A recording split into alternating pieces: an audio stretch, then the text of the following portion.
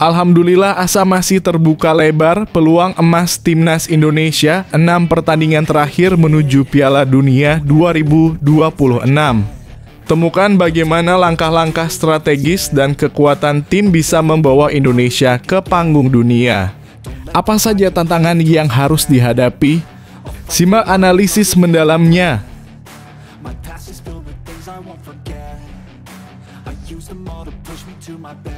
Eropa menanti Rizky Ridho siap tinggalkan Persija. Apa selanjutnya?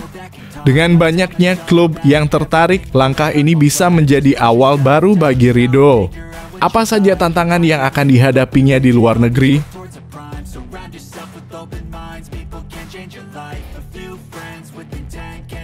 Kekalahan menyakitkan Asnawi Mangkualam jadi sorotan setelah Indonesia kalah dari Cina. Dengan hasil 1-2, bagaimana reaksi penggemar terhadap performa Asnawi? Simak analisis dan komentar yang mengalir di media sosial.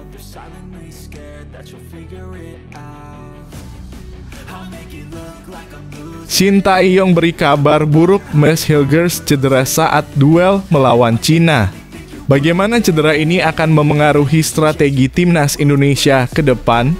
Simak dampak dan langkah selanjutnya dari pelatih Shin.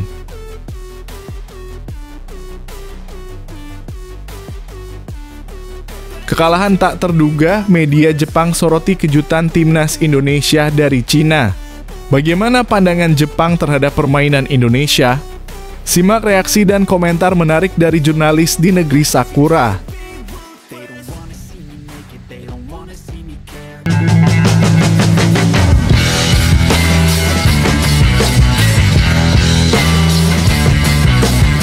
Sebelum kita lanjut ke berita terlengkapnya, alangkah mulianya bagi kalian untuk tekan tombol like dan yang belum subscribe, tolong subscribe channel ini. Alhamdulillah asa masih terbuka lebar peluang emas timnas Indonesia 6 pertandingan terakhir menuju Piala Dunia 2026. Temukan bagaimana langkah-langkah strategis dan kekuatan tim bisa membawa Indonesia ke panggung dunia. Apa saja tantangan yang harus dihadapi? Simak analisis mendalamnya. Berita bahagia untuk penggemar timnas Indonesia, semangat tak padam.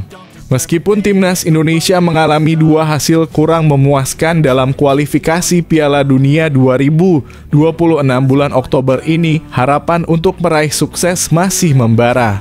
Dalam perjalanan yang penuh tantangan, skuad Garuda telah menunjukkan semangat yang tak tergoyahkan meski belum meraih kemenangan.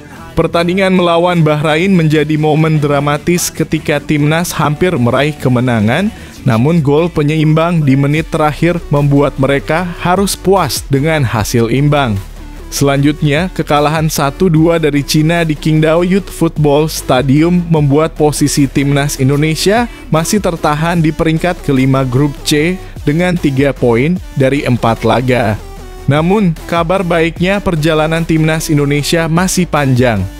Dengan 6 pertandingan tersisa, kesempatan untuk mengejar impian ke Piala Dunia 2026 tetap terbuka lebar. Terlebih, skuad Garuda akan kembali bermain di kandang sendiri, Stadion Utama Gelora Bung Karno pada November mendatang, menjamu 2 raksasa Asia, Jepang dan Arab Saudi. Pertandingan penting ini akan digelar pada 15 dan 19 November 2024 dan diharapkan bisa menjadi titik balik bagi timnas. Setelah itu mereka akan menjalani jeda kompetisi hingga Maret 2025 saat menjamu Bahrain dan bertandang ke Australia. Petualangan di ronde ketiga akan ditutup pada Juni 2025 dengan laga melawan Cina dan Jepang. Meski hanya 2 tim teratas yang lolos langsung ke putaran final, peluang masih ada. Jarak antara timnas Indonesia dan peringkat kedua yang dihuni Australia sangat ketat, hanya terpaut 2 poin. Dengan dukungan luar biasa dari penggemar, timnas Indonesia diharapkan bisa bangkit dan memberikan yang terbaik di sisa laga. Mari kita dukung bersama skuad Garuda untuk meraih mimpinya.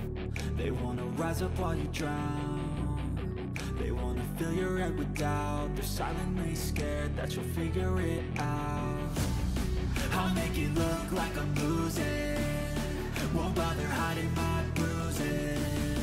And when they finally think you're wounded, then it's your chance to be ruthless.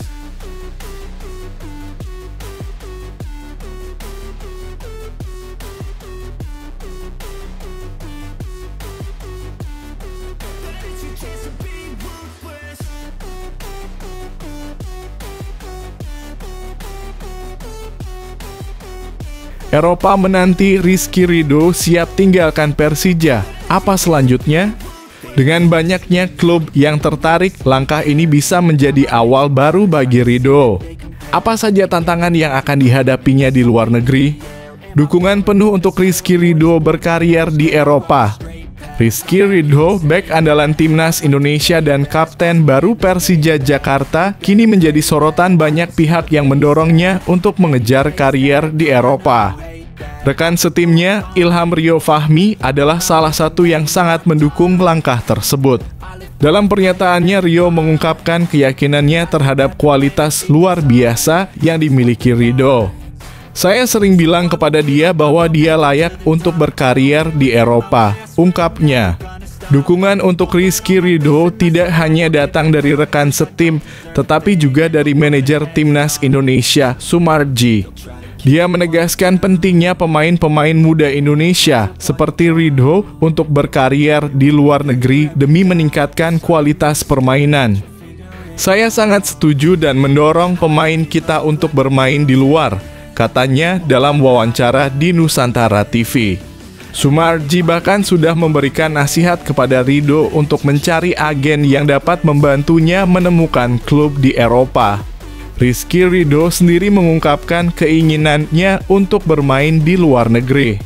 Pastinya ada niat untuk bermain di luar negeri, semoga ada kesempatannya, tuturnya.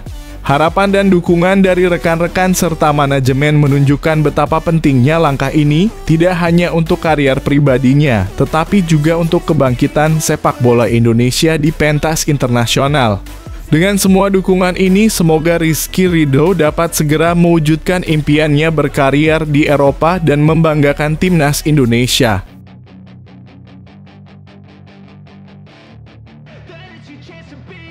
Hey kid, don't ever let them get inside your head. They'll tell you what to do in life instead of everything you know that you could get. Don't let them guide your life towards regret. I'll fight for what I love with every breath. My past is filled with things I won't forget. I use them all to push me to my best. So treat the worst of times just like it's... Kekalahan menyakitkan Asnawi Mangkualam jadi sorotan setelah Indonesia kalah dari Cina. Dengan hasil 1-2, bagaimana reaksi penggemar terhadap performa Asnawi? Simak analisis dan komentar yang mengalir di media sosial. Asnawi Mangkualam menjadi trending topik, khususnya di platform media sosial X. Pesepak bola 25 tahun itu muncul sebagai pembicaraan karena gagal tampil optimal meski dimainkan sejak awal laga Cina versus timnas Indonesia. Setelah mendekam di bangku cadangan pada 3 laga awal grup C, Asnawi Mangkualam akhirnya mentas sebagai starter saat timnas Indonesia tandang ke markas Cina Selasa dalam kurung 15 Oktober 2024 malam waktu Indonesia Barat. Tak cuma sebagai starter, Asnawi Mangkualam juga kembali ditunjuk sebagai kapten timnas Indonesia. Sayangnya, kepercayaan yang diterima Asnawi Mangkualam gagal dibayar tuntas olehnya. Sepanjang 90 menit pertandingan, pemain Port FC ini seringkali kehilangan bola. Asnawi Mangkualam kerap kali bermain egois seperti memaksakan melewati 1-2 pemain. Padahal, di saat bersamaan ada beberapa rekannya yang berdiri bebas. Dari segi bertahan, ex-pemain PSM Makassar ini juga tidak tampil baik. Ia membuat jarak yang sangat jauh dengan bek tengah sebelah kanan milik timnas Indonesia, Mees Hilgers. Akibatnya, Mees Hilgers kerap minim dukungan saat timnas Indonesia terkena serangan balik cepat dari Cina. Gol kedua yang dicetak Chao Yuning pada menit 44 merupakan efek dari jauhnya jarak antara Mees Hilgers dan Asnawi Mangkualam. Asnawi wajib diganti sih sama STY, terlalu memaksa dan egois padahal banyak ruang kosong dari pemain timnas, tulis akun X @satria_gigin. Lihat Asnawi malah di situ lebar banget. Harusnya bisa lebih rapat biar mes dalam kurung Hilgers cover striker Cina lebih dekat, sambung akun @Lee4Mortals membahas proses gol kedua timnas Cina. Sekarang harapannya timnas Indonesia bisa bangkit. Masih ada 6 laga ke depan yang bisa dimanfaatkan timnas Indonesia untuk meraih poin sebanyak-banyaknya demi menuntaskan misi finish 4 besar di klasemen akhir grup C.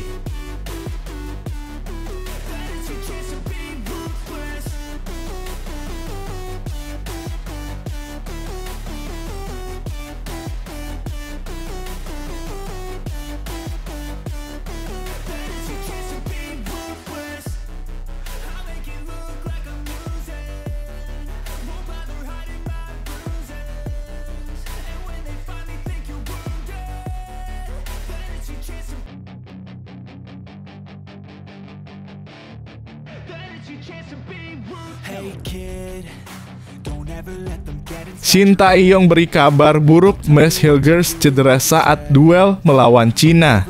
Bagaimana cedera ini akan memengaruhi strategi timnas Indonesia ke depan? Simak dampak dan langkah selanjutnya dari pelatih Shin. Berita terbaru cedera Mes Hilgers dan harapan baru timnas Indonesia. Pelatih timnas Indonesia Shin Tae-yong mengonfirmasi bahwa bek Mes Hilgers mengalami cedera saat melawan Cina pada laga keempat grup C kualifikasi Piala Dunia 2026. Mes yang tampil solid sejak menit pertama di Stadion Qingdao Youth Football harus ditarik keluar pada babak kedua setelah merasakan sakit di pergelangan kakinya. Keputusan ini diambil demi keselamatan pemain berusia 23 tahun tersebut yang digantikan oleh Rizky Ridho. Meski bermain baik di babak pertama, di mana Indonesia sempat tertinggal 0-2, perubahan taktis dilakukan oleh Shin Tae-yong. Dia juga melakukan 2 pergantian lainnya mengganti Saine Patinama dan Witan Sulaiman untuk meningkatkan performa tim. Kami merefleksikan permainan dan mencoba memperbaiki beberapa hal.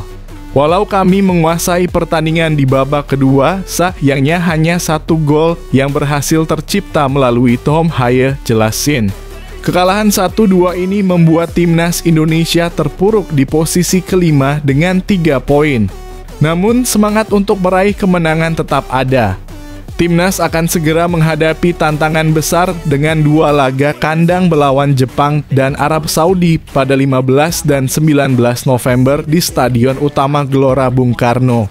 Shin Tae-yong optimis dan bertekad untuk melakukan lebih banyak usaha agar tim dapat menunjukkan performa yang lebih baik. Dukungan dari para penggemar akan sangat berarti untuk skuad Garuda. Mari kita bersama-sama mendukung timnas Indonesia dalam perjalanan menuju kesuksesan.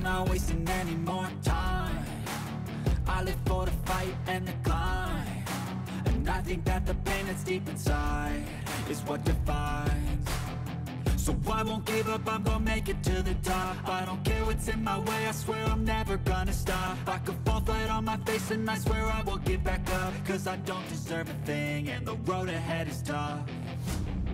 They'll try to kick you while you're down. They wanna rise up while you drown. They wanna fill your head with doubt. They're silently scared that you'll figure it out. I'll make it look like I'm losing. Kekalahan tak terduga, media Jepang soroti kejutan timnas Indonesia dari Cina. Bagaimana pandangan Jepang terhadap permainan Indonesia? Simak reaksi dan komentar menarik dari jurnalis di negeri Sakura. Kekalahan mengejutkan timnas Indonesia, media Jepang tanggapi dengan kaget. Bintang-bintang timnas Indonesia mengalami kekalahan mengejutkan 1-2 dari Cina dalam laga keempat grup C kualifikasi Piala Dunia 2026 di Qingdao Selasa dalam kurung 15 Oktober 2024. Kekalahan ini menjadi yang pertama bagi skuad Garuda dalam putaran ketiga dan banyak pihak, termasuk media Jepang, turut menyoroti hasil ini dengan rasa heran. Media Jepang. Soccer King terkejut karena timnas Indonesia sebelumnya belum pernah kalah dalam 3 laga, di mana mereka berhasil meraih 3 hasil imbang melawan tim-tim tangguh seperti Arab Saudi, Australia, dan Bahrain. Sementara itu, Cina yang merupakan tim juru kunci justru mencatatkan kemenangan pertamanya setelah mengalami 3 kekalahan berturut-turut sebelumnya, termasuk kekalahan telak 0-7 dari Jepang. Soccer King mencatat bahwa hasil ini sangat mengejutkan mengingat Indonesia tampil baik melawan lawan-lawan yang lebih diunggulkan, sedangkan Cina tampak kesulitan di awal kompetisi. Cina yang berada di peringkat terbawah menang untuk pertama kalinya, sedangkan timnas Indonesia yang belum terkalahkan mengalami kekalahan pertamanya, tulis mereka. Kekalahan ini juga memberikan gambaran menarik menjelang pertandingan selanjutnya, di mana timnas Indonesia akan berhadapan dengan Jepang pada 15 November 2024 di Stadion Utama Gelora Bung Karno.